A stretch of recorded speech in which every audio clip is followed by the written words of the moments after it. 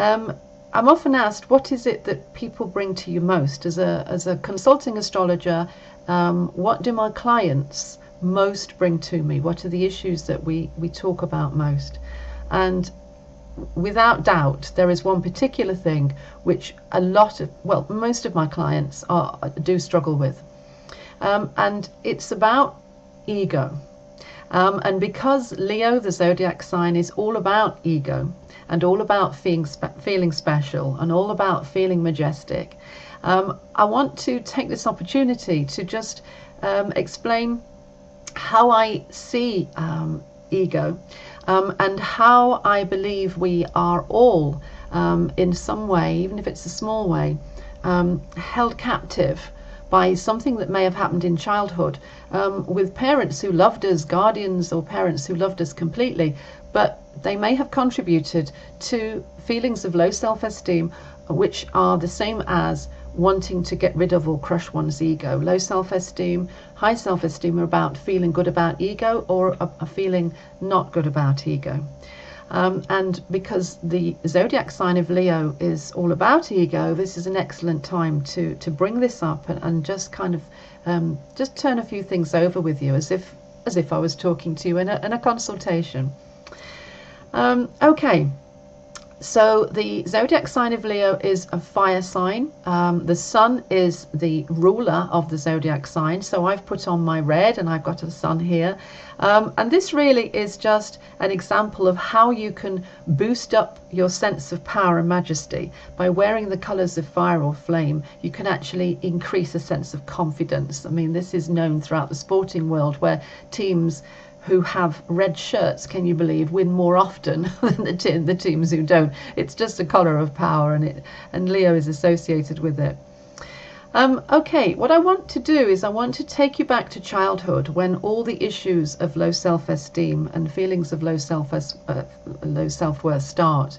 And it's usually to do with well-meaning parents who love us completely, but love us in a different color to the color that we need to be loved in order to get a sense of our very special ego. And so I usually talk about a little scenario where, if it's a girl, you know, you're in your ballerina dress and you're pirouetting around the table going, look at me, don't I look special?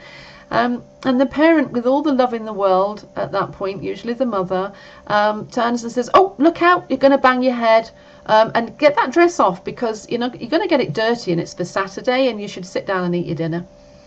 And there is a parent, mother, loving very much, caring so much about the fact that you must get your nutrition, that you might harm yourself, that you might have a dirty dress, but missing the opportunity, and that's loving in blue, but missing the opportunity to love you in the color of red.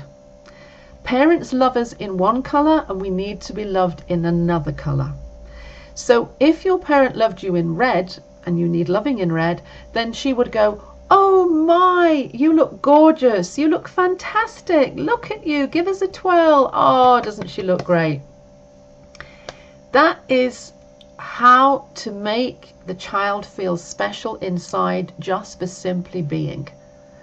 And this is what parents loving so much in blue fail to recognize or fail to do. And so they love saying you're going to bang your head, but they fail to love saying you're magnificent. The same could apply to football. You know, if it's a guy, then you might have scored a goal, and your dad, instead of going, son, that was amazing, you were fantastic, goes, that was great, but if you'd have done da-di-da, or if you'd have done such and such, then you would have been able to do it better.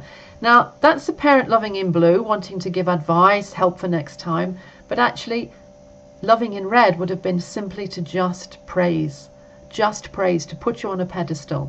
And it's being put on a pedestal and praise that gives you a sense of confidence, gives you a sense of ego, and gives you a sense of self-worth that will stand you in good stead for the rest of your life.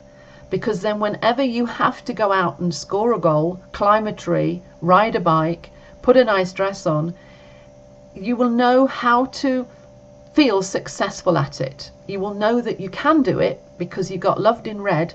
You were given the opportunity to do it. I mean, it can be parents love you in blue, and what they do is they nurture and really kind of over care and are overprotective, and so you're not allowed to climb a tree or ride a bike in case you hurt yourself. In which case, again, you're not being loved in red, because being loved in red is climb the tree, get praise for it, and then throughout life you'll always know you can take on that mountain and climb it, and that red love will come. This hampers us, a lot of us. It makes us feel quite kind of like small and insignificant, and we really need to find a way to restore this.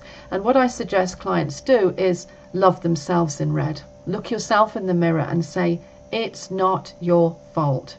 Give yourself loads of red. Dress in red. Tell yourself you're magnificent. Look, tell yourself that you're wonderful, you're gorgeous, you're special. Claim your ego, because if you don't want your own ego, what does God want with it? In this dimension, we have something special that we don't get on the other side.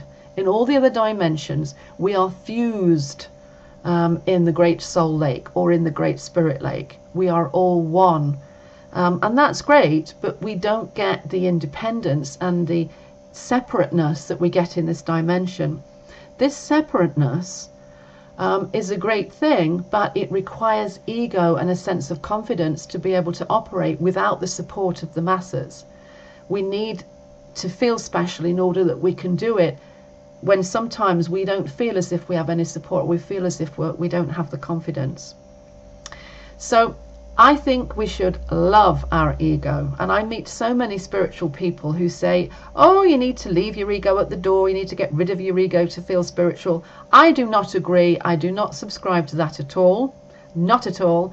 I'm always going, no, your ego's fabulous, your ego's great, you've got to love yourself.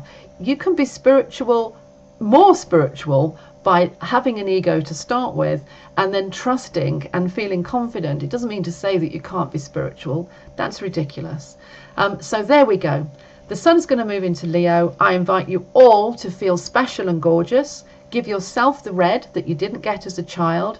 Make yourself feel absolutely wonderful. And if you have any issues or problems with this, get a hold of me and let's sit down and discuss it and make you feel much better about feeling magnificent. Okay, it was great to talk to you, and I hope to talk to you next month, and I hope you all have a great month. Thank you, thank you, thank you. Bye.